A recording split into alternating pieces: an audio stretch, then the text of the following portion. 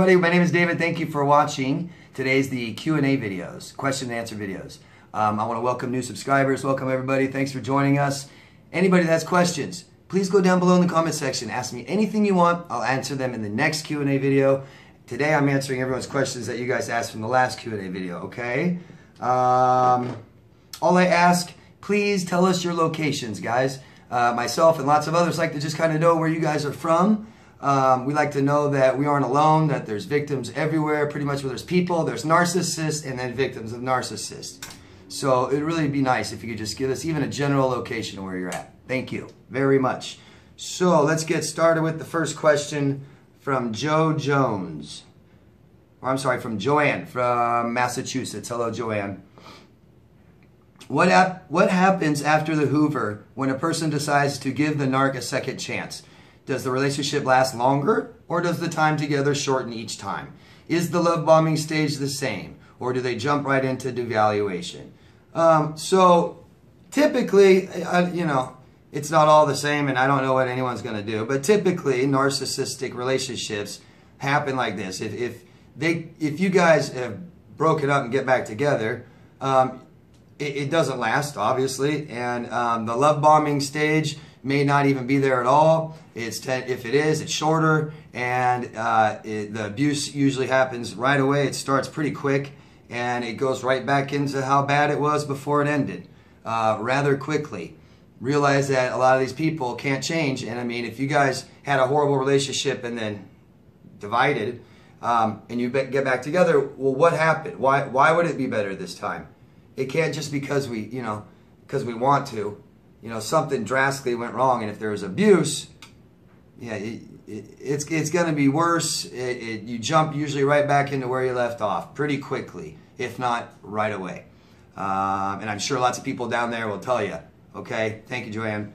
Try and stay away. Don't go back to a person who abused you, okay? Nessa from the United Kingdom. Hello, Nessa. Is narcissism a form of jealousy? Well, not necessarily. Narcissism is narcissism is a personality trait, I guess. And it's much more in depth than jealousy. Jealousy is the fear of losing something you have. It's more, narcissists seem to be more envious. If a person who's envious wants something you have, and they'll destroy you to get it. I think that explains narcissists a little more. But narcissism isn't a form of jealousy.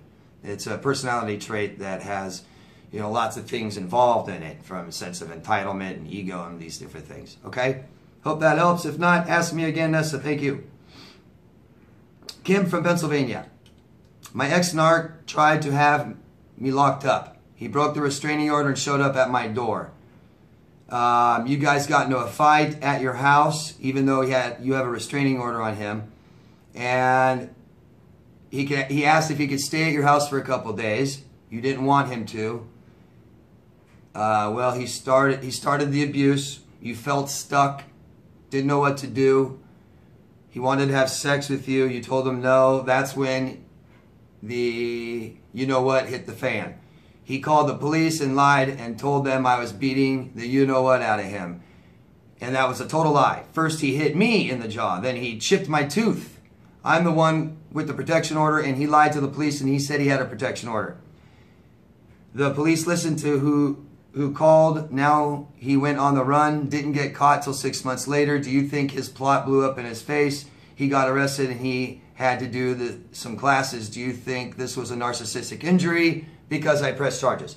I don't know, I'm guessing, but my guess is he really just wanted to come over and get some attention from you, and then when he didn't get what he wanted, he threw a temper tantrum, and he is so full of hate and rage that he decided to call the police and really hurt you because he felt really hurt for not getting what he wanted, being denied by you.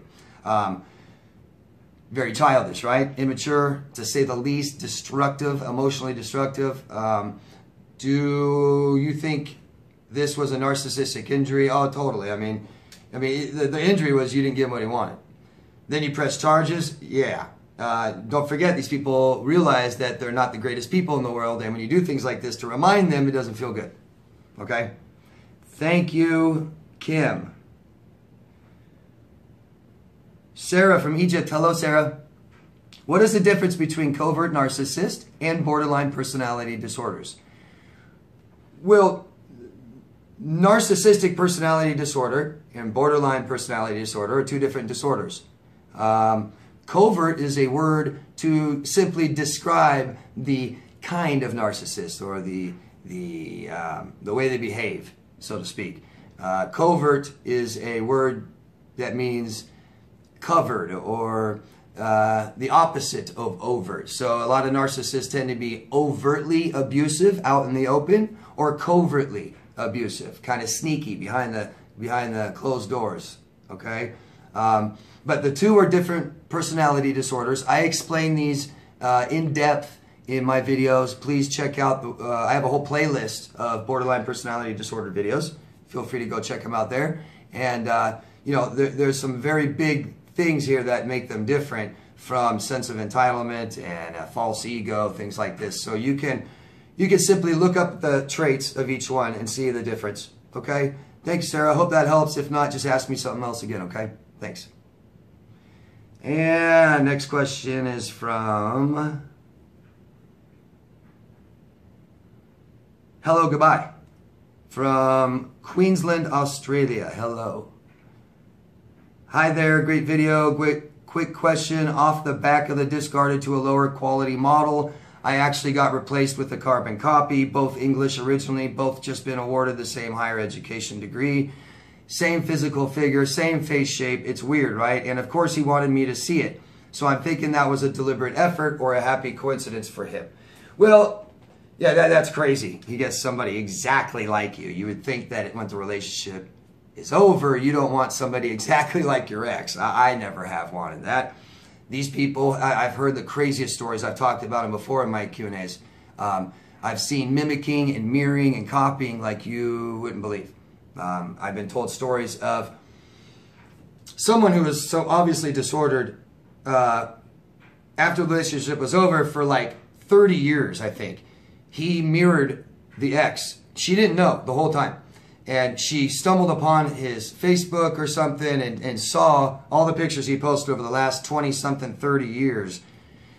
He had the same job she does. He had a similar looking house, all the same colors, all the same furniture, all decorated the same color.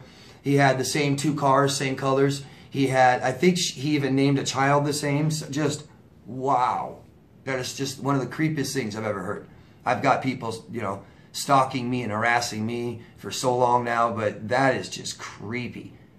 Find that somebody trying to completely duplicate your life. These people are not emotionally developed. They are emotional children. This is how they handle things like this. They go and date other people immediately after you to help their self-esteem, to help their ego, things like this. That's why he was showing you, like, look, I'm okay. You know, hope that makes sense. And I like what you added. Thank you. Where are we on time? Next question is from Monica from Cincy. Hello, Monica. Can you talk about the attachment styles? Avoidant, anxious. Also, do you know your Myers-Briggs personality type? Just curious. Okay, so attachment styles, and I made a video about this called Attachment Styles. Please check it out. So there's 3 attachment styles. And what this refers to is the kind of attention you received from your parents. And I don't mean necessarily physical attention. Babies, infants attach to their caretakers who provide their emotional needs, not physical. So it doesn't matter if you're adopted. It doesn't matter if it's your grandparents, your aunt, uncle, your brother, sister. Well, it shouldn't be your brother, sister, but you know, whatever the caretaker is, whoever it is that provides emotional needs, this is who you attach to. And depending on the kind of and how they meet your emotional needs is the attachment style you become. Because your parents form who you become, okay? Whether they try to or not, whatever they do, they're teaching you, you're learning from them, you are becoming the person that they are molding you into. So the 3 attachment styles, one, you have secure, and I think that's kind of self-explanatory. That's when the parents give the child lots of attention and meet all their emotional needs. So they make the child always feel safe, secure, loved, nurtured, cared for, needed, wanted, things like this. So they grow up feeling this way, but this refers to attachment. So you will feel this again, and this comes up in your life later when you really attach to somebody else. So it's not necessarily, you know, your high school or boyfriend or high school girlfriend or boyfriend, or your college mate. Maybe it may not even be in your 20s. You may not really attach strongly to somebody until your 30s or 40s. But that's when these feelings arise, and this is how you'll feel in that relationship. So a secure person feels secure in the relationship, and they don't need to be reassured much, and they aren't very jealous. Okay, they're secure. The other one would be the anxious attachment style. This is what most of you probably fall into. It's what most of society is becoming, changing. The anxious is the second one, and it is not as much attention. It's a hit and miss. You don't have to, it's okay to not give your child attention sometimes. A little neglect can actually be beneficial for the child. It helps them explore and learn how to soothe themselves and learn how to solve problems and stuff like that. But the anxious type didn't get enough. They are neglected too much, and they have a very anxious attachment style in relationships, and you guys may not ever feel this. This is very typical for this person to say, I was very, very strong growing up. I didn't take nothing from nobody. And I had boyfriends or girlfriends in high school, and I told them what I thought of them, and I left them, and it didn't hurt me. But I don't know what happened. I got involved in this relationship when I was like 29, and I fell so deeply in love, and it was just all these feelings came up, and I felt insecure, and I needed lots of reassurance, and I asked all the time if the person loved me, and I felt jealous sometimes, and this would be an anxious attachment style. Third one, last one, is the avoidant, and that's almost no attention from the parents, almost no emotional needs met to the child. You'll see this very commonly in institutions, right, where the nurses kind of take turns supplying physical needs, not much emotional needs at all. This child grows up avoidant. Now, almost everyone seeks attachment. So even the avoidant seeks attachment, wants attachment. Hey, I think you're great. They're attracted to somebody. They want to date somebody. They like them. They start to attach, and they push away. They push away. Lots of narcissists are like this. Some of you guys are like this. I think secure attachment would be one that we'll find the least in this community.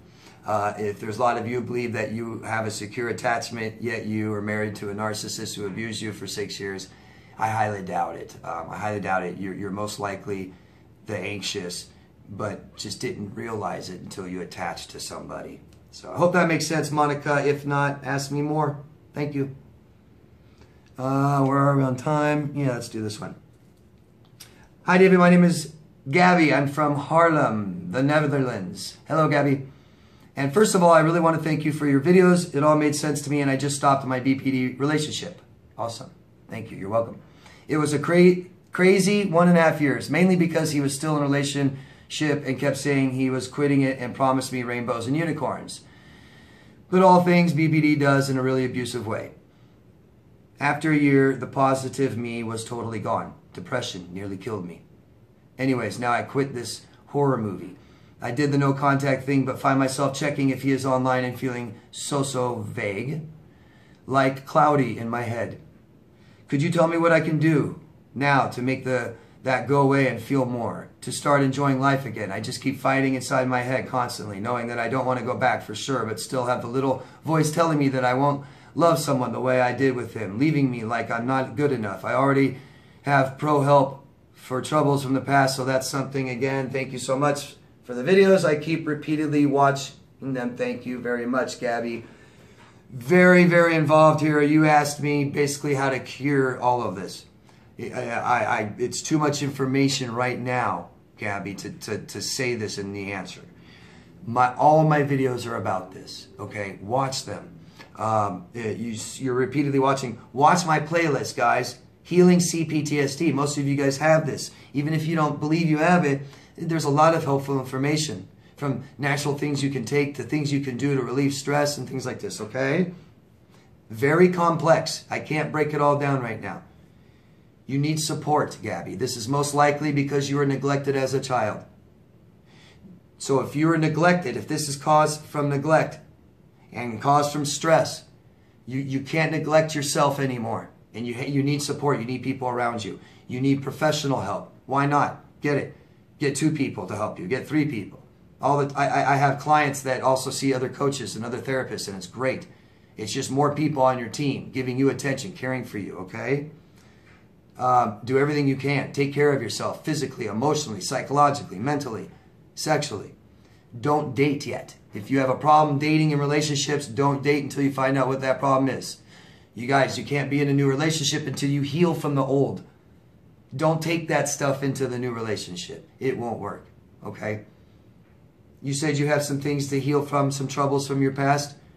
Start working on those, okay? Okay? Get help, get support, get everything you need. Take care of number 1, you, okay, Gabby? I'm very deeply sorry this happened. I'm sorry for how you feel.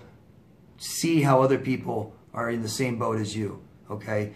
Get people, surround yourself with people you trust. Family, friends, professionals, okay? We need people on Team Gabby, all right? Good luck, Gabby. I'm sorry you're going through this. It just takes time, and stay away from these people, okay? Thank you. I never know where to stop. It's hard to predict how long these videos will take me, how long I'll take answering questions. Let's do this one more before we go to part 2. Lynn from the Midwest. Hello, Lynn. It's easy to see toxic traits all around you after you've suffered from abuse. Yeah, it is. And yet I've also found the beauty in wonderful people who are full of love and joy. That's wonderful. Good. Good, good, good. My question is this. What's the best way to discern between standing up for ourselves and setting a boundary when you encounter a situation that warrants it, and the person may be toxic, versus playing gray rock and not reacting? In other words, you don't always know if you're dealing with a garden variety jerk or a purposefully malignant narcissist. The latter often plan and plot to hurt you even more if they get a reaction out of you. Sick. I know, no contact would be a great option, but what about those situations where you can't avoid the person? Work, family, social circles. Okay, so yeah, you're asking me, what do you do when you have to deal with a narcissist? And besides gray rock, and besides no contact, how do you apply your boundaries? I think this is a very complex, detailed question. I may not be answering it correctly. If I don't, ask me again, please. We don't need to decide if people have a personality disorder. We don't need to be scared if someone that they might be worse or plot and plan against you. We need to always live our life the same, dealing with everyone the same. Okay? So being strong, loving yourself, learning how to meet your emotional needs, so that when you hold boundaries up, you actually feel them. You feel there's worth behind those boundaries. Okay? We don't need to decipher and wonder and diagnose people. We can't. It's too hard to do that in small, short, quick interactions.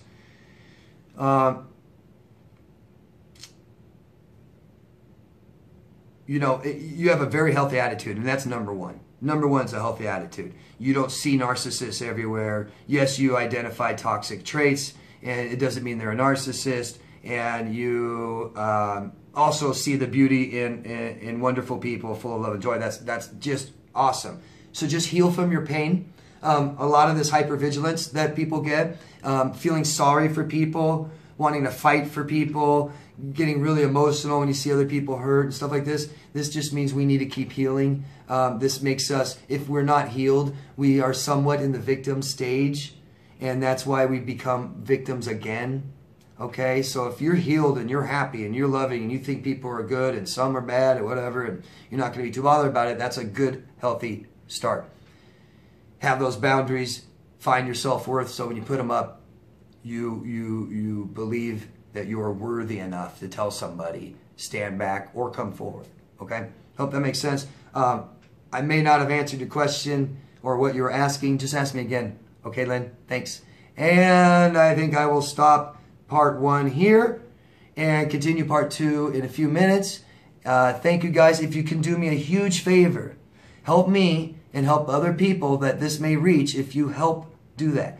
Click a few buttons. Share this on social media, groups, forums, okay? Put it in a playlist. Give it a like. Promote it. Stuff like this. It just helps. There's so many people out there that are miserable and don't have to be. Lots of people out there that are suicidal, okay? Let's help them feel better. Thanks, guys. I'll see you in part 2. Love yourself first. Bye-bye.